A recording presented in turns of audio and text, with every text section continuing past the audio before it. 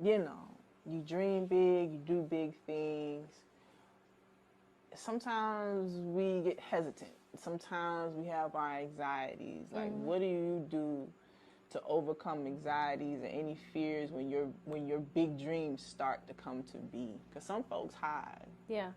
I had this thing, and I did a post on it one day. It just kind of came to me where at the end of your excuse, like I can't, whatever, you change that period into a comma and you say, but I'm going to do it anyway. So I'm scared, comma, but I'm going to do it anyway. I don't think I'm ready, comma, but I'm going to do it anyway. Yeah. I don't think I'm pretty enough, comma, but I'm going to do it anyway. Yeah. Yeah. So a lot of things I did scared. A lot of things I did with my knees shaking, but I did it. Just facing the fear. I just did it. Just do it. It probably wasn't perfect, but I did it. It doesn't. You got to start somewhere. Yeah, no, for sure. I always tell folks to just do it. You don't know, want to live a life of regret tomorrow. Yeah. Not a promise. Because there's so many people watching, and they're inspired just by watching you try. Yeah, yeah. I believe that your gift is not to be hidden, whatever the gift is, you know. Sometimes you, like you said earlier in so many words, you're highly emotionally intelligent, you know. You know how to speak to people and speak into people. So, you know, that's a light to shine for sure.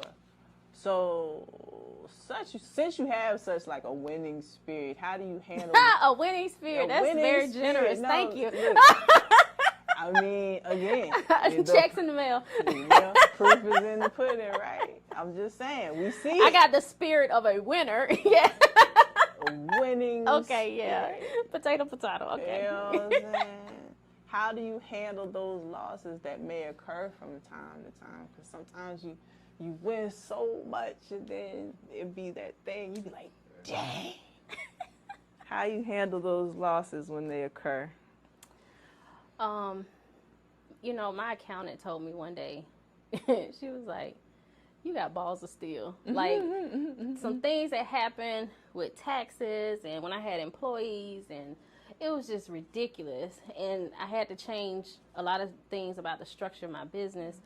And I know we were constantly pivoting and constantly trying to find the right situation. Because, again, I studied psychology pre-med in college. Not business, you know. I did not really know anyone who owned their own business, so I'm building a plane as I'm flying it with this business. Yeah. So I think I've made every financial mistake possible, you know, but it's part of the story. Yeah. But the thing is, I never quit. That never was an option. That just never seemed like something I could do. Yeah. You know, it was just like, okay, well, that didn't work. Let's try this. Well, that didn't work. Let's try this. You know, so it's just, I mean, you know, people say quitting is an option, but it looked truly like, I don't know what that looks like. Yeah. I don't know what it looks like to just stop. I may pause. Yeah. But to stop, I just feel like that's what you do when you die. Like, I'm in the dash between the birth and the death. Yeah. And in the dash, it keeps going. Yeah. Gotta create your story in between the two, right? So, what advice do you have for someone who's afraid to give themselves permission to pursue what they love? Like, you hit on it, you know, just do it, you know, do it anyway, just, you know. But like, what advice do you have for someone, like, just maybe on an emotional level or a spiritual level to kind of help them muscle through some of those fears to, you know, get themselves maybe out of their own golden handcuffs? Oh God, it's so many things you can say, so many nuggets of wisdom. Give us two strong tips. Give us two strong tips. The overarching, first and foremost for me, is just breathe. You know, just breathe. If you inhale and you exhale, that means you're still alive. That means you're still here to learn if you failed, to start again. You're still here to try if you never even tried. Yeah. But you're still here to live and not die. Yeah. I preach and I say preach, but I'm always talking about evolution. I believe so hard in evolving, because there's no such thing as standing still. Right. If you built a house and never went in it, never touched it, it will slowly deteriorate. Yeah. Period. It's just the law of nature. Yeah. So you're either intentionally trying to be better every day, or unintentionally dying, or some part of you dying. So you have to be intentional to water whatever seed it is that has been planted in you. And watering can just be reading books on things that you like, meeting people that do what you think you want to do, spending time with them, finding a mentor. But just water whatever seed it is that's in you that you feel.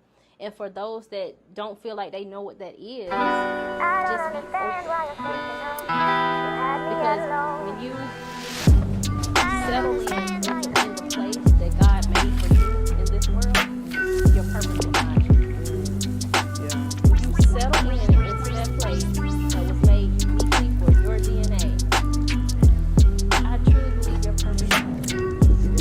Just finding that balance between the past and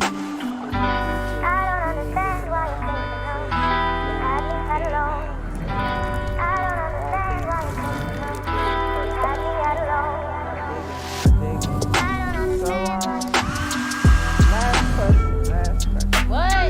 We at the end? Yeah. We're at the end? Very much fun talking to you. So much fun. But we talked about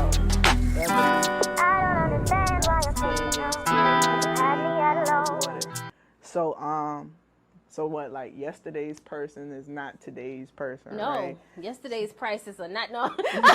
That part too. It's not today's price. Yes, You know, so everything changes. Always and trying to evolves. do better every Yeah. single day. For sure. So if you could tell the old you anything, what would you say to her? Like, being who you are and where you are right now in this moment, if you could look back and speak to 29-year-old you, because I know that's a pertinent age in the book, 29-year-old you, what would you say to her?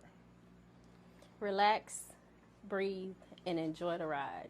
Relax, breathe, and enjoy the ride. Because at that point, I had just jumped off the cliff, so might as well. Ain't no point in crying. You jumped off the cliff. Let's go. Yeah. Enjoy it. Yes, yes. Just relax and breathe. Enjoy the ride. I don't understand why you're thinking of